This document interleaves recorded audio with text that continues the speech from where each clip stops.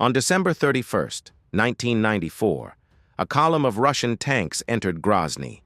The crews were certain the city would fall within hours, but instead of surrender, hell awaited them. Narrow streets turned into fiery corridors where grenades from rocket-propelled grenade launchers flew from every window, every roof, and every basement.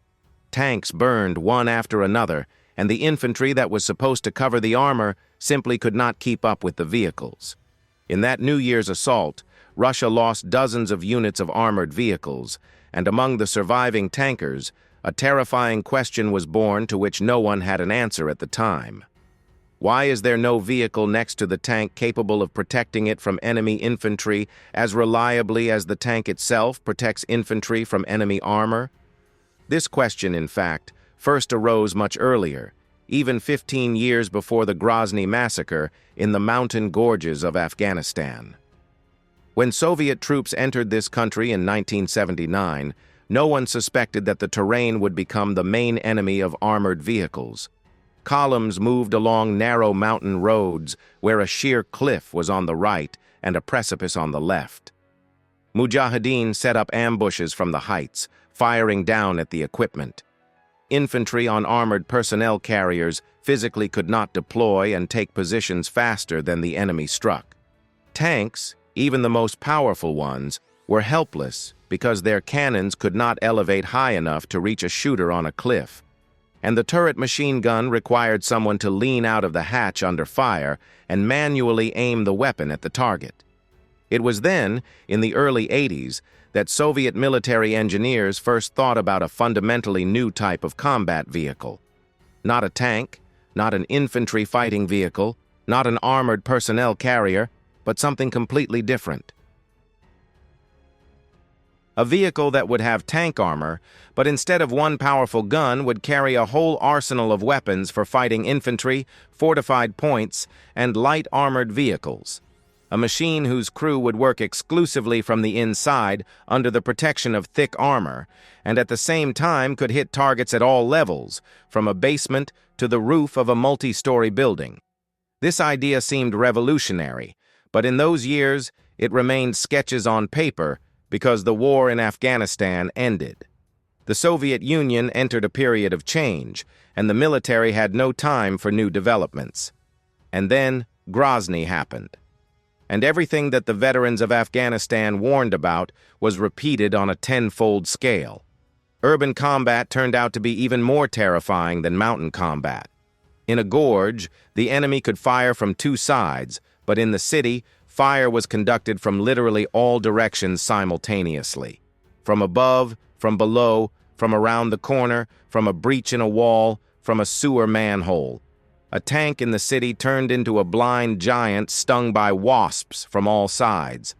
The only means of at least some self-defense against infantry was an anti-aircraft mount on the turret. But to use it, one of the crew members had to open the hatch and be waist-deep outside under crossfire. Many died exactly like this, trying to protect their tank from grenade launchers. After the first Chechen campaign, the lessons were brutal and unambiguous. Russian designers in Chelyabinsk at the famous tractor plant received a task that sounded almost fantastic. Create a heavy tank support combat vehicle capable of moving next to the main tank and destroying everything that threatens it in urban and mountain combat.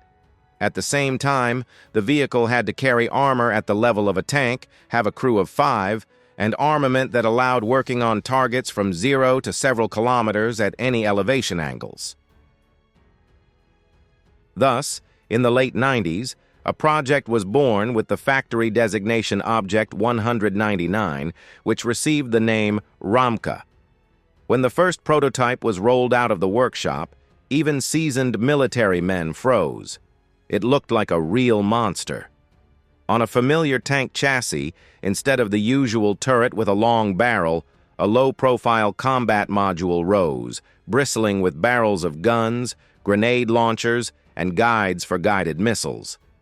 2 twin 30mm guns, 4 anti-tank guided missiles, 2 automatic grenade launchers, and a machine gun. All this was packed into armor equivalent in protection to a main combat tank and was controlled by a crew of 5, each of whom worked exclusively from inside the machine. Designers took the lessons of Grozny and Afghanistan and turned them into steel and firepower. The Tank Support Combat Vehicle, or BMPT for short, was born of blood and fire. And very soon it would have to prove that 40 years of waiting were not in vain. When the engineers of the Chelyabinsk tractor plant were designing the Ramka, they faced a dilemma that seemed insoluble. On one hand, the machine had to withstand everything that a main combat tank withstands, including hits from armor-piercing sub-caliber projectiles and shape-charge munitions. On the other hand, it could not weigh as much as a heavy tank because it had to move alongside it at the same speeds and on the same roads. The solution was found in taking a proven platform as a basis. The chassis from the T-72, and in later versions from the T-90, became the foundation on which a completely new combat vehicle grew. The Terminator hull inherited composite armor from the tank, which combined several layers of steel and special fillers. The frontal projection of the machine holds an equivalent of 900 millimeters against armor-piercing sub-caliber shells. To understand what this means in practice, it is enough to say that most medium-caliber tank guns at direct fire distance are not capable of penetrating such protection. The sides of the machine are protected more modestly, but still impressively, around 450 millimeters against shaped-charge munitions. This means that automatic cannons of 20 and 25 millimeter caliber, which are on most Western infantry fighting vehicles, do not pose a serious threat to the Terminator even when firing at the side. But passive armor, no matter how thick it is no longer sufficient protection in modern combat. Therefore, over the main armor from the rear plate to the very nose, the machine was covered with blocks of Contact 5 explosive reactive armor. Its principle of operation is brutal in its simplicity. When a shape-charged jet or an armor-piercing core penetrates the outer layer of the block, a small explosive charge inside triggers, which throws steel plates toward the projectile. These plates literally cut the shape-charged jet or deflect the sub-caliber rod, depriving it of its penetrative capability. On the very latest modifications of the Terminator, instead of Contact 5, a more advanced relict protection is installed, which works on the same principle, but with double-sided throwing of plates, making it effective even against tandem munitions specifically designed to overcome explosive reactive armor. The crew of 5 is placed inside an armored capsule, which is a separate protected volume inside the hull. Even if a shell penetrates the outer armor and explosive reactive armor, the capsule gives the crew an additional chance of survival. This solution came directly from the experience of the Chechen Wars, where tank crews died not so much from direct penetration as from fragments and a shock wave circulating inside the hull after a hit. The heart of the machine deserves a separate discussion: the V92S2 engine. This is a 12-cylinder diesel engine with a V-shaped cylinder arrangement, producing 1,000 horsepower. The very same unit that powers the T-90 tank and whose service life is 1,200 engine hours. With a combat weight for the Terminator of 48 tons, the specific power is approximately 21 horsepower per ton, which allows the vehicle to accelerate to 60 kilometers per hour on a highway and confidently hold 35 in rough terrain. For a vehicle of this weight, these are excellent indicators. And most importantly, the Terminator does not fall behind the tanks it is intended to accompany. The transmission is made according to a modular principle. The entire monoblock of the engine and gearbox can be pulled out of the machine with a crane in 30 minutes. This standard came with the T-90M and was created specifically so that in field conditions, right on the front line, a failed engine could be replaced without the need to drag the vehicle to a rear workshop. For frontline logistics, this is a colossal advantage because every hour of downtime for combat equipment in a war can cost lives. The Terminator's cruising range is approximately 550 kilometers on one tank of fuel, which is provided by fuel tanks with a total capacity of 1,200 liters. Tracks 580 millimeters wide create a pressure on the ground of less than 1 kilogram per square centimeter, thanks to which the machine is capable of moving on soft soil, swampy terrain, and muddy country roads without sinking or losing speed. The Terminator overcomes vertical walls up to 80 centimeters high, ditches 2 meters and 70 centimeters wide, and fords water obstacles up to 1 meter and 20 centimeters deep without any preparation, simply driving into the water on the move. And the most important thing for any military logist is that practically all components and assemblies of the Terminator are unified with the serial T-72 and T-90 tanks. This means that no separate spare parts, separate specialists, or separate repair kits are needed for maintenance. Any crew that knows how to maintain a tank can handle the Terminator. And in the conditions of a great war, where every spare parts warehouse is worth its weight in gold, such unification can turn out to be a decisive factor. If the armor and chassis make the Terminator a fortress on tracks, it is the armament that turns it into a machine from which the enemy has no chance to hide. The entire arsenal is assembled in a single unmanned combat module mounted on the roof of the hull. This is a fundamental decision because no ammunition remains inside the hull near the crew, nor mechanisms capable of scattering fragments through the manned compartment upon impact. People are below, weapons are above, and steel is between them.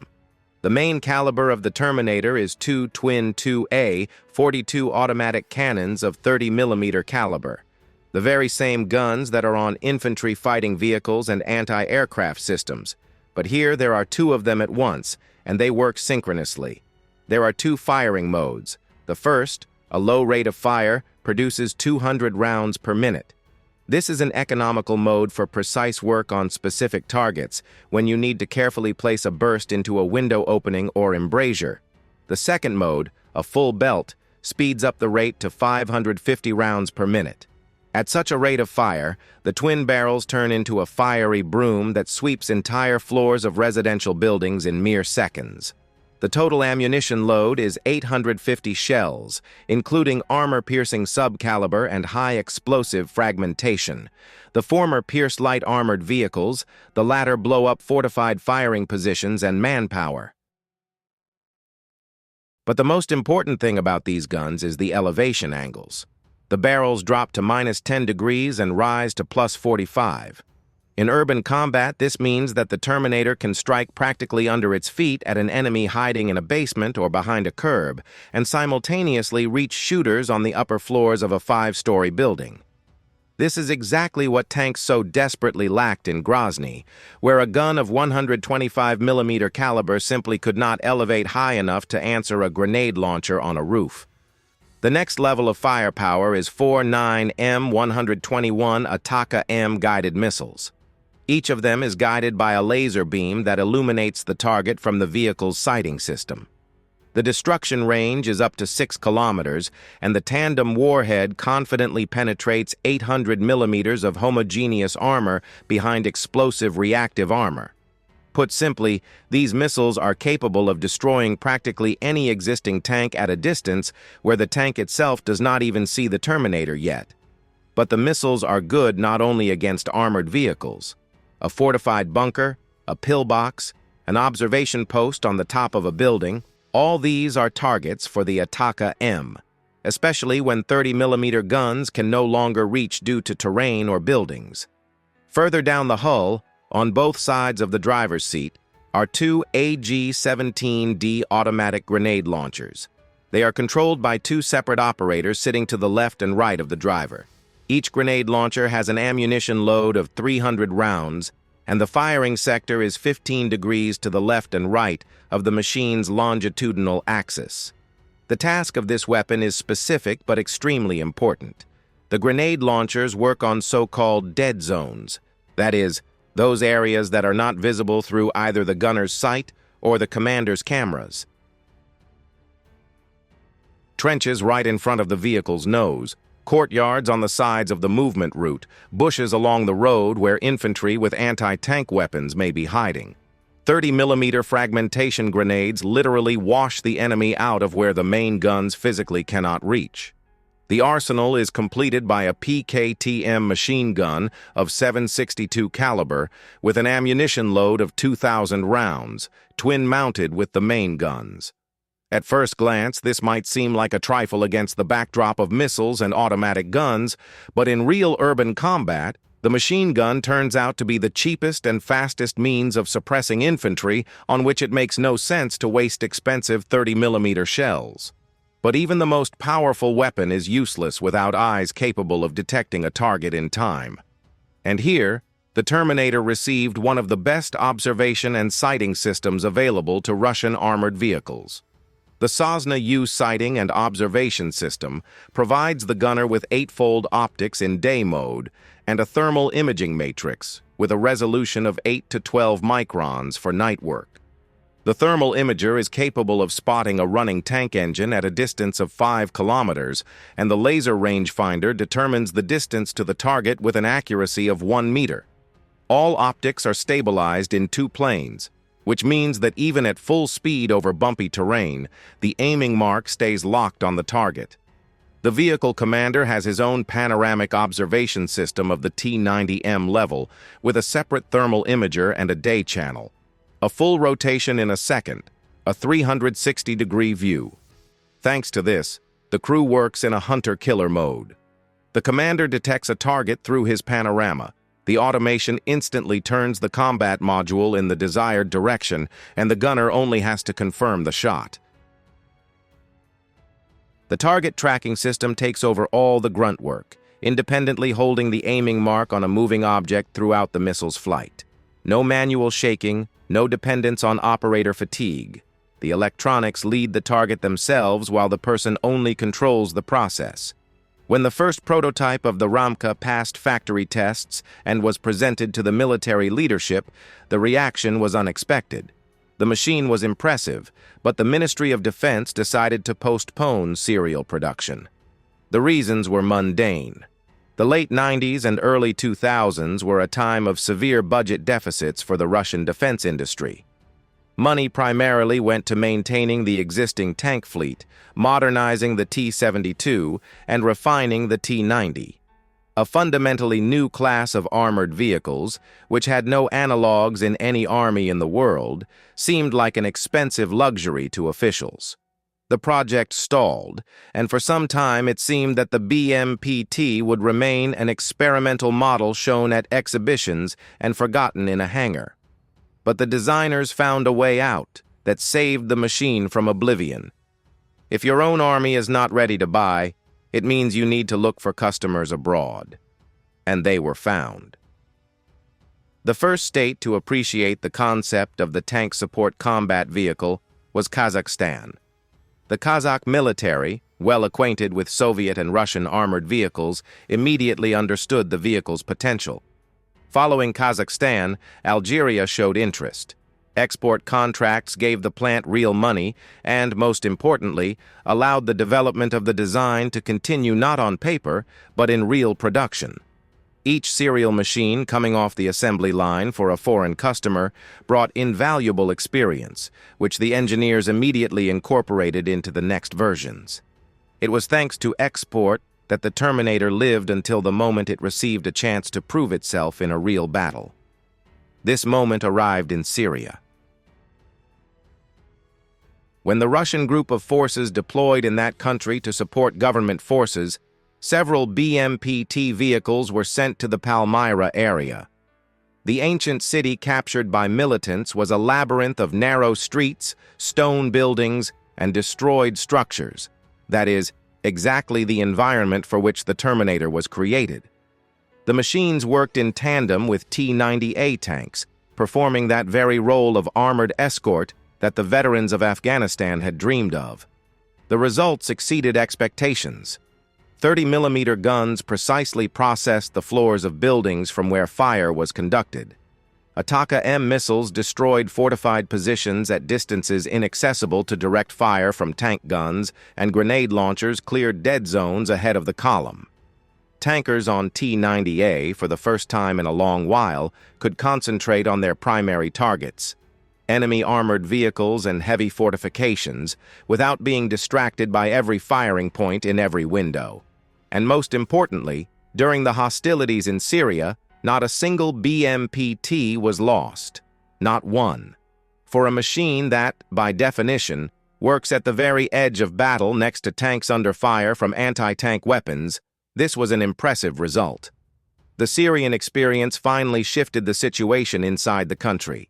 The Russian Ministry of Defense began forming the first units armed with Terminators. And when the special military operation began in 2022, the vehicles headed to the zone of combat operations. The first company of 9 BMPTs was spotted near Severodonetsk, where it covered a tank column. This was a completely different scale of application compared to the Syrian experience. There, a few machines worked precisely on a limited area. Here, an entire unit operated in the conditions of a full-scale front. And here the real exam began. On one hand, the Terminator confirmed everything it showed in Syria. The vehicle effectively destroyed enemy infantry entrenched in buildings and fortifications, cleared the flanks of tank units, and allowed tanks to save scarce high-explosive fragmentation shells by not wasting them on every firing point. The Tank plus Terminator link worked exactly as the designers intended back in the 90s. No, on the other hand, the conditions of battle changed radically compared to everything that had come before. The enemy of 2022 was fundamentally different from the Syrian militants. FPV drones, small drones with a suspended grenade or shaped charge that an operator directs straight into the target looking through a first-person camera, appeared en masse on the battlefield. Reconnaissance copters hung over positions around the clock, looking for armored vehicles to adjust artillery. Thermal imagers on the enemy side learned to spot running engines from kilometers away.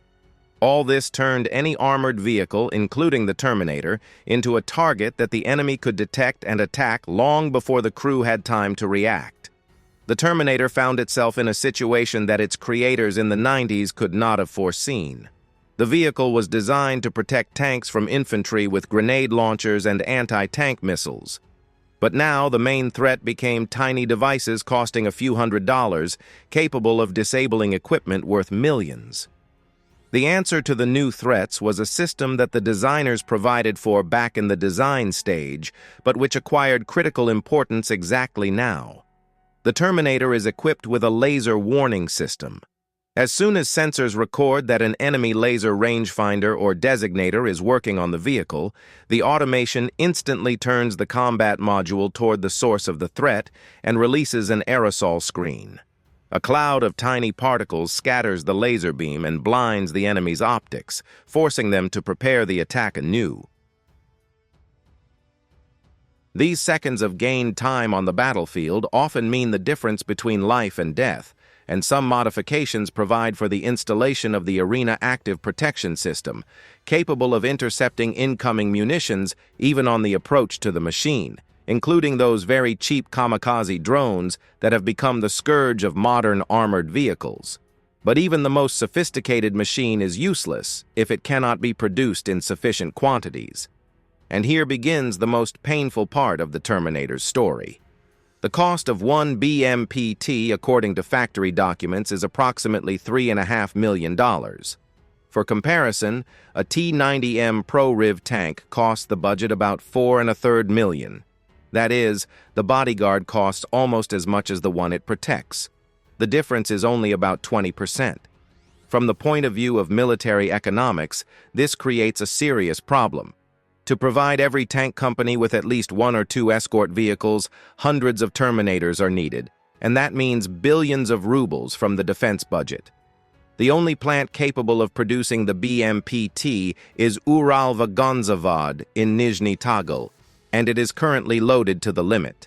The main flow of power goes to the production of T-90M tanks and to the restoration of T-72B vehicles mobilized from storage. The production line for the Terminator stands in the same workshops next to the tank lines and requires the same materials, the same machines, and the same manual labor. The command gives priority to tanks, and this is logical because the tank remains the basis of the striking power of the ground forces. As a result, today approximately every 10th armored vehicle coming off the assembly line goes to a Terminator. The other 9 are tanks. To launch a mass flow of hundreds of BMPTs per year, it would be necessary either to expand the plant, building new workshops and purchasing additional equipment, or to transfer funding from other programs, from armored personnel carriers, from drones, from artillery systems. Each of these directions is critically important, and the Ministry of Finance is not yet ready to sacrifice one for the sake of the other. The Terminator found itself in a kind of trap of its own uniqueness. It is too good to give up, but too expensive and complex in production to stamp out by the thousands. To date, the BMPT remains a specialized tool for elite tank brigades. A few companies scattered along key directions where their firepower and protection yield the maximum effect.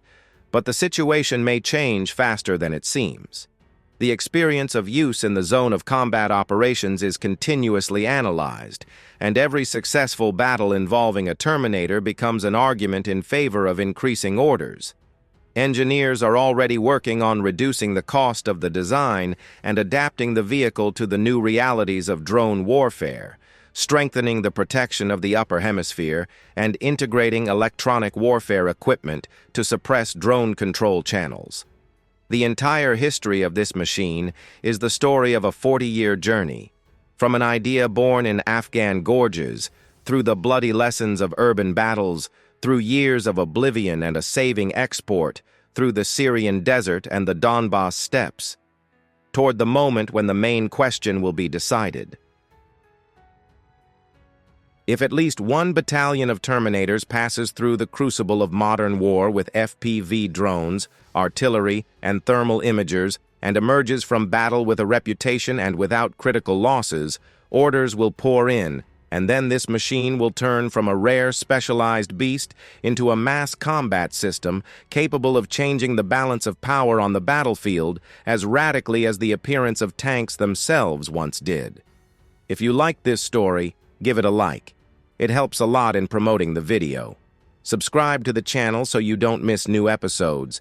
And be sure to write in the comments what you think about the Terminator and whether Russia needs to produce them by the hundreds. Your opinion is important, and every comment lifts the video in recommendations so that as many people as possible see it.